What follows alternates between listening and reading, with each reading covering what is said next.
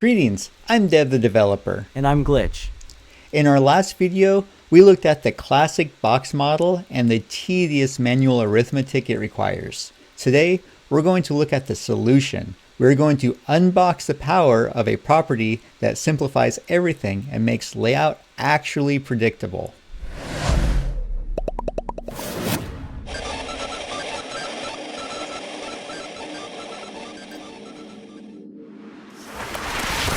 So, Glitch, you were complaining about having to recalculate the width every time you change the padding. Ready for a better way? I've been ready since the moment I realized your HTML boxes couldn't do basic addition. Show me the efficiency, Dev. My processors are idling. It's a single property value, border box. Let's set up a comparison. Write two divs in the HTML, one classic and one new. Write two containers. I'll drop them into the body.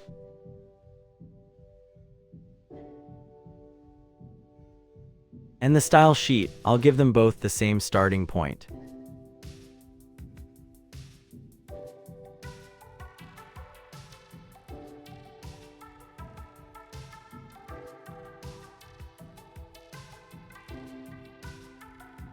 Right, both boxes have a width of 200 and a height of 100, plus padding and border. So right now, they're both 250 pixels wide on the screen, twice the inefficiency.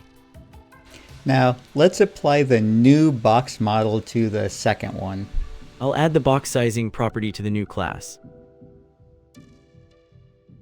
Wait, the second box just shrank. It's noticeably smaller than the first one. What happened to my 250 pixels? Inspect it. Look at the computed width. Okay, switching to the browser. It's exactly 200 pixels, including the padding and the border. The total size didn't grow. It stayed exactly where I told it to stay. That's border box. When you set the width and height, the browser includes the padding and border inside those dimensions. The content area is what shrinks to make room. So width 200 px actually means this box is 200 pixels wide, no matter what I do to the padding. Exactly. Change the padding on the new box to 40 pixels and see what happens. I'll jump back to the code and double the padding.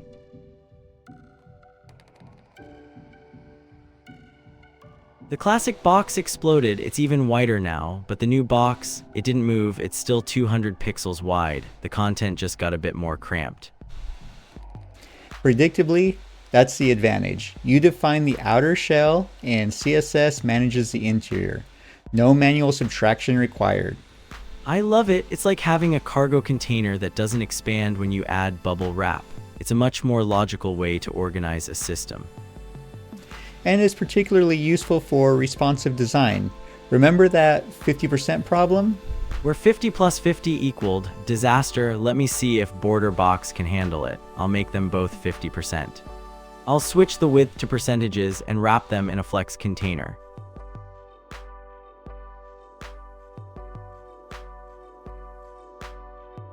And update the HTML structure.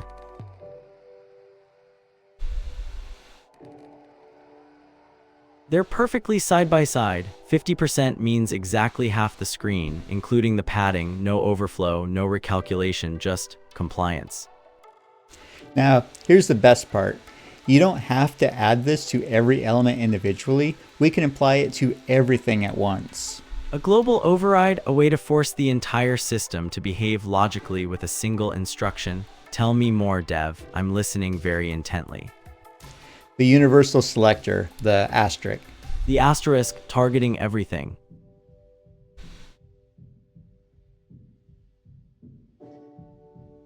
The asterisk targets everything, every div, every paragraph, every image. They're all now using the new box model. It's a total paradigm shift. Most modern CSS resets include this as their very first rule. It makes layout so much easier that almost no one writes pure content box code anymore. Then why is content box still the default? Why are we teaching the old way if everyone just ignores it? Legacy. The internet is built on layers of history. Content box was there first, and we can't change the default without breaking millions of websites. But we can choose to be better. Choosing to be better and forcing logic on a messy historical system. I can get behind that. It's a solid first step toward toward a cleaner web page layout. Take a layout you've built before, apply the universal border box rule to it, see if any of your widths need adjustment. Now that the padding is internal, you'll find it much easier to reason about your designs. Don't just watch it, do it.